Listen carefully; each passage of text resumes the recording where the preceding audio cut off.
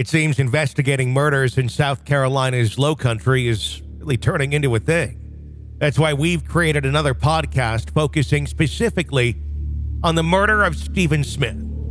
We, of course, have continuing coverage for you on the Hidden Killers podcast and True Crime Today. But if you want a channel exclusively dedicated to the coverage of the investigation and finding justice for Stephen Smith, be sure to search and press subscribe to The Murder of Stephen Smith. Search that wherever you download podcasts and press subscribe as we bring you daily coverage of the investigation into the murder of Stephen Smith and the quest for justice.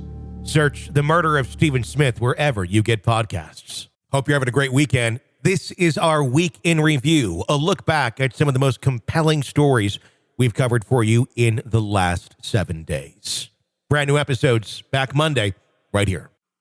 This is an examination of the hidden human condition. This is the Hidden Killers podcast With Tony Bruschi. Talking still with Lauren Matthias of Hidden, True Crime Podcast, about the Daybell case. Lauren's going to be our on-the-ground correspondent for the Daybell trial, for the Lori Daybell trial coming up here in a few weeks. Lauren, I want to ask you this, and if you have not listened to the first part of our conversation, everybody, please do check that out here on the feed. I have to wonder, with what you've seen, having attended some of those conferences that Chad would be at and such, and the more extreme sects of this belief, are there still people out there who, despite everything, still believe in the teachings or the belief or the claims of Chad Daybell? You know, I interviewed one of Chad's good friends who had his same belief system, who fully believed in Chad and his visions and his dreams. So much so that, yes, he was even excommunicated from the Church of Jesus Christ of Latter-day Saints for his beliefs in these multiple probations or this idea of reincarnation. Yeah. And the way he wraps his mind around it, his name is Eric Smith. His interview is on our YouTube channel. And the way he explains it is Satan got a hold of Chad. He invited lust into his beliefs and murder. But you cannot deny that Chad had the gifts he did and that he could see beyond the veil and discern who was light and who was dark. So it's sort of, to me, and I heard Eric out, but to me, that's sort of mental gymnastics. Yeah. You know, here is this man who did some really evil, horrendous things. We're talking child murder.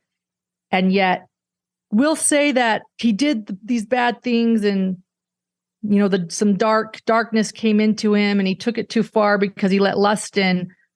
But he did have these gifts, you know. So in that sense, yes, Eric said to me, you cannot deny that Chad has these gifts to see beyond the veil. He was still saying that well after the children's bodies were found in his yard. Wow. It's another question that I have about all of this as we get closer and closer to Lori's trial date here.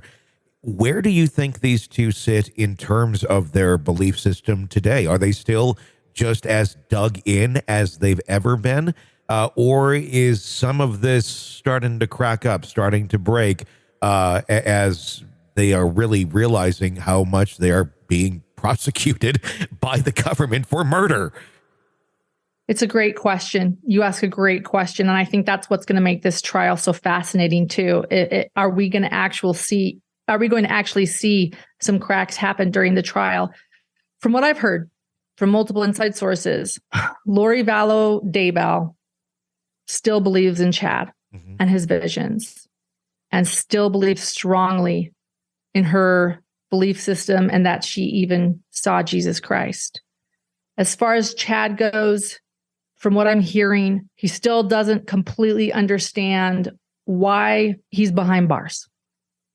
But I don't believe that he is thinking that Lori is the goddess he claimed to say she was. I think he's more likely to turn on her right now than she is on him, which I think with the severance in their trials definitely gives him the upper hand. Sure. It would be nice if she could see him testifying and saying, or it wouldn't be nice, excuse me. I think we'd more likely see cracks if he testifies or he saw that he was going to throw her under the bus, because from what I can tell, he's ready to throw her under the bus. And I don't know if Lori's ready to throw him under the bus. Sure.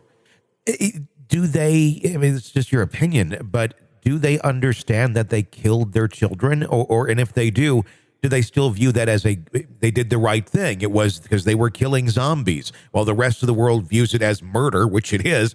Are they still thinking, well, yes, but we had to do it. There was no choice. This was our mission, our duty as the people that they were in their belief system.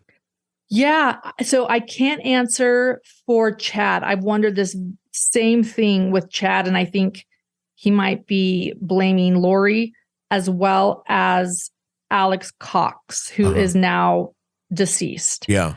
And it looks like that. What's interesting about this case, too, is it looks like the person that might have done the actual killing was Alex, who died. Yeah.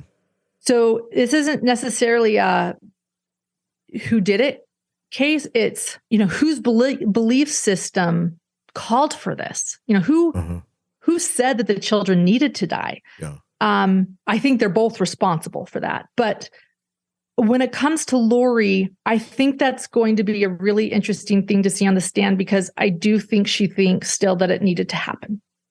Don't quote me on that. Yeah. I've never talked to Lori. I don't know how she says it or what she says. They recently came out with her alibi, and it's quite interesting because she seems to state that she says that she was with her friend Melanie Gibb, her friend David Warwick, and possibly Chad, while both Tylee and JJ were at her brother's townhouse when they died. So thus she was not there. But that doesn't really make sense either, because from all the evidence we've seen, JJ and Tylee died weeks apart. Yeah. So it's a little confusing what she thinks, and that does beg to question, does she even understand what happened to her children? I mean, when Tylee's body was found, she had been, it was horrendous. She had been dismembered and burned. I mean, pieces of her were in a melted bucket. Yeah. I don't know if Lori is fully grasping what even happened to her own children. I know she knows, it seems like she knows they're dead. Yeah. Well, this is something I can tell you. So my husband, John, was on the Netflix documentary. Yeah. As a psychologist, and he spent a good amount of time with Lori's remaining son, Colby, living son, Colby. And Colby calls Lori during the documentary, and John heard these calls too while he was with Colby. They played them for John too. And it was amazing. Colby was saying, "You killed my siblings. How could you do this to me?" And she would say, no, one day you'll understand. It's not what you think. There does seem to still be a disconnect. I don't know what she's thinking. Those were chilling calls. I remember hearing them and just going, this woman still doesn't get it. And with all that being said, this trial is coming up. She's been deemed incompetent twice now, I believe. In your opinion, is she competent to stand trial? I mean, by judging by, I don't know what the standards are with law to consider someone incompetent, but I don't think she's all there. What's your thoughts? I can't answer. I don't feel like I can say whether I believe she's incompetent or not. She's been deemed competent to stand trial, so I'll respect that. I'm talking for myself and me only, not even for our podcast, Hidden True Crime. This is just me, Lauren, talking. She does seem to be mentally ill to me. That doesn't necessarily mean she's not competent. Sure. But and I guess the question is, at what point do extreme beliefs become mental illness? Yeah. I don't know, because your basic religious person isn't necessarily deemed mentally ill. So I think that's the ultimate question right there is, is she just really, really religious and in denial, or is she mentally ill?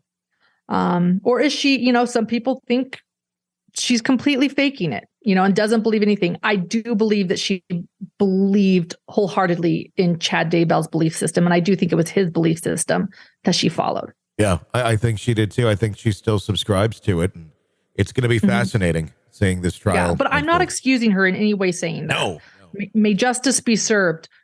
2 children and 2 adults have lost their lives. And there are so many victims because of Lori and Chad. So I'm not excusing anyone in any way here. This is an examination of the hidden human condition. This is the Hidden Killers podcast With Tony Bruschi. Laura Mathias, thank you for joining us of Hidden, a true crime podcast. She's also going to be with us in the coming weeks, every single day, covering the trial of Lori Vallow Daybell on the ground in Idaho, reporting to us on the happenings from inside the court as she is there. Excited to get that one-on-one inside look at what is about to go down with this case. My name is Tony Bruschi. Press subscribe wherever you download podcasts so you don't miss any of our breaking updates or discussions on the cases that we're following for you right here. Stay with us.